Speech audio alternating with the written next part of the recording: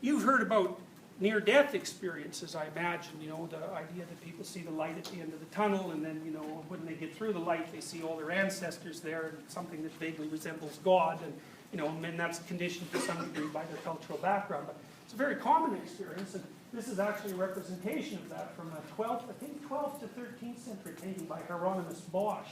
And this seems to be the sort of thing also that's characteristic of the shamanic experience post-reduction to skeleton.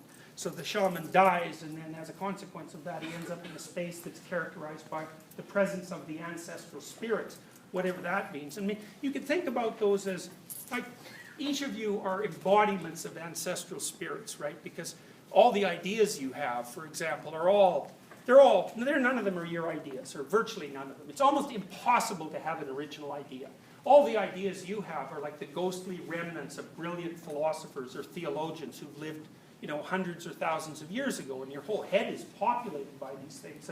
They're sort of embodied things because they tell you how to act, you know. They're not just cold, dead ideas. And you're a mixture of all those things, and I don't know if the ancestral spirits that these visionaries encounter are like personified representations of the spirits that live inside their head or what they are, but part of the experience seems to be, it's like a rescuing of the dying father from the depths.